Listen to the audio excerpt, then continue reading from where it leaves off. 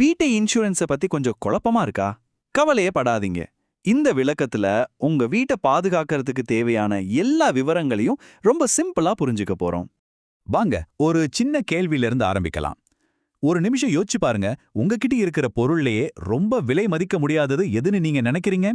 இந்த கேள்விதான் நம்மளோட இன்னைக்கு உரையாடலுக்கு ஒரு ஸ்டார்டிங் பாயிண்ட். நம்மள நிறைய பேருக்கு அது நம்ம வீடு தாங்க. அது வெறும் செங்கல்லால கட்டின ஒரு பில்டிங் மட்டும் இல்ல.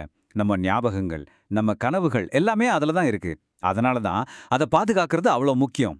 சரி, இந்த வீட்டு இன்சூரன்ஸை முழுசா புரிஞ்சுக்க நாம ஒரு 5 முக்கியமான விஷயத்த பார்க்க போறோம். முதல்ல இன்சூரன்ஸ்னா என்னன்னு ஆரம்பிச்சு கடைசியா ஒரு பிரச்சனைனா எப்படி கிளைம் பண்றதுங்கிறது வரைக்கும் ஒன்னொன்னா பார்க்கலாம் வாங்க. ஓகே, முதல் பகுதிக்கு போலாம். வீட்டு இன்சூரன்ஸ். இந்த வார்த்தையை நாம அடிக்கடி கேட்டிருப்போம். ஆனா உண்மையிலே அதற்கு என்ன அர்த்தம்? அது எப்படி நம்ம வீட்டை பாதுகாக்குது? வீட்டு இன்சூரன்ஸை சிம்பிளா சொல்லணும்னா ஒரு பெரிய பாதுகாப்பு கொடை மாதிரி நினைச்சுக்கோங்க. அது உங்க வீட்டு செவுரு, கூரை மாதிரி வெளி அமைப்பா மட்டும் இல்லாம உள்ள இருக்கிற உங்க டிவி, ஃப்ரிட்ஜ், ஃபர்னிச்சர்னு எல்லா பொருட்களையும் திடீர்னு வர ஆபத்துல இருந்து காப்பாத்தும். அதாவது சுருக்கமா சொல்லப்போனா இது உங்க பெரிய சொத்துக்கான ஒரு ஃபைனான்ஷியல் சேஃப்டி நெட். திடீர்னு ஒரு புயல், வெள்ளம் இல்ல திருட்டு இந்த மாதிரி நேரத்துல ஏற்படுற பண நஷ்டத்திலேருந்து உங்களை காப்பாத்துறது தான் இதோட முக்கியமான வேலையே. சரி, பாதுகாப்பு கவசம்னு சொல்றோம். ஆனா அது எதுல இருந்தெல்லாம் நம்மளை காப்பாத்தும்? வாங்க இப்போ பாலிசியோட முக்கியமான பகுதிக்கு போலாம். இதுல என்னென்னலாம் கவர் ஆகும்னு பார்ப்போம். இங்க நீங்க கவனிக்க வேண்டிய ஒரு விஷயம் என்னன்னா, இந்த கவரேஜ் எவ்வளோ பெருசுன்னு பாருங்க. தீ, புயல், வெள்ளம் மாதிரி இயற்கையா வர்ற பிரச்சனைகள் மட்டும் இல்லாம கலவரம், திருட்டு மாதிரி மனுஷனால வர ஆபத்துல இருந்து பாதுகாப்பு கொடுக்குது. இது உண்மையிலே ஒரு கம்ப்ளீட் பேக்கேஜ்.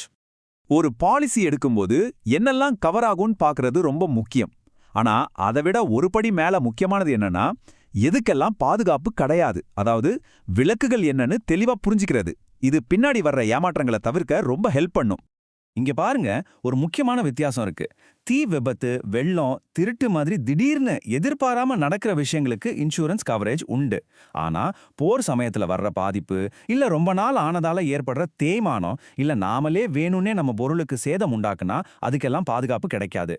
அது மட்டும் இல்லைங்க, இன்னும் சில குறிப்பிட்ட விஷயங்களுக்கும் இந்த பாலிசி பொருந்தாது.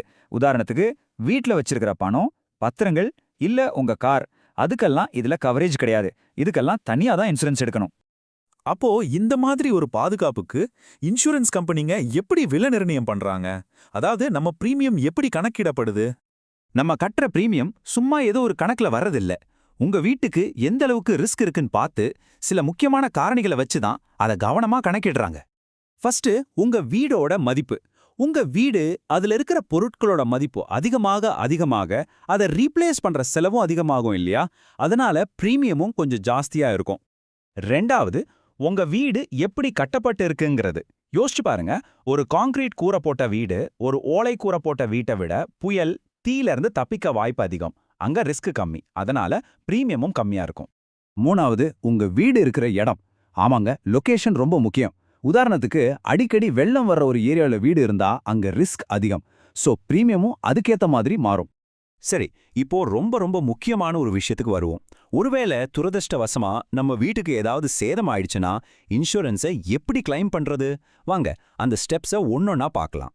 கிளைம் பண்றது பெரிய விஷயம்னு நினைக்கலாம். ஆனா இந்த 4 ஸ்டெப்ஸை கரெக்டா ஃபாலோ பண்ணா ரொம்ப ஈஸி. முதல் விஷயம், தாமதிக்காம உடனே இன்சூரன்ஸ் கம்பெனிக்கு தகவல் சொல்லுங்க. ரெண்டாவது, கிளைம் ஃபார்மை எல்லா விவரத்தோடையும் சரியா ஃபில் பண்ணுங்க. மூணாவதா, கம்பெனிலேருந்து வர்ற சர்வேயருக்கு முழுசா ஒத்துழைப்பு கொடுங்க. கடைசியா, போட்டோ, போலீஸ் ரிப்போர்ட் மாதிரி தேவையான எல்லா டாக்குமெண்ட்ஸையும் சப்மிட் பண்ணிடுங்க. சரி, இன்னைக்கு நாம கத்துக்கிட்ட முக்கியமான விஷயங்களை சட்டுன்னு ஒரு தடவை பார்த்துடலாம். இன்சூரன்ஸ்ங்கிறது உங்க வீட்டுக்கும் பொருள்களுக்கும் ஒரு பாதுகாப்பு கவசம். எது கவர் ஆகும், எது கவர் ஆகாதுன்னு புரிஞ்சுக்கிறது ரொம்ப முக்கியம். பிரீமியம்ங்கிறது உங்க வீடோட மடிப்பு, கட்டமைப்பு, லொகேஷனை பொறுத்தமையும். கடைசியா சீக்கிரமா சரியா கிளைம் பண்றது தான் வெற்றிக்கு வழிவகுக்கும். இப்போ இந்த முக்கியமான கேள்வி உங்களுக்காக. இப்போ உங்களுக்கு பேசிக்ஸ் எல்லாம் தெரியும். உங்க வீட்டுக்கு நிஜமாவே சரியான பாதுகாப்பு இருக்கா? இந்த பகுதியில நாம பார்த்த விஷயங்களை வச்சு உங்க பாலிசியை ஒரு தடவை எடுத்து பாருங்க. உங்க விலை மதிக்க முடியாத சொத்து உண்மையிலேயே சேஃபா இருக்கான்னு உறுதிப்படுத்திக்கோங்க.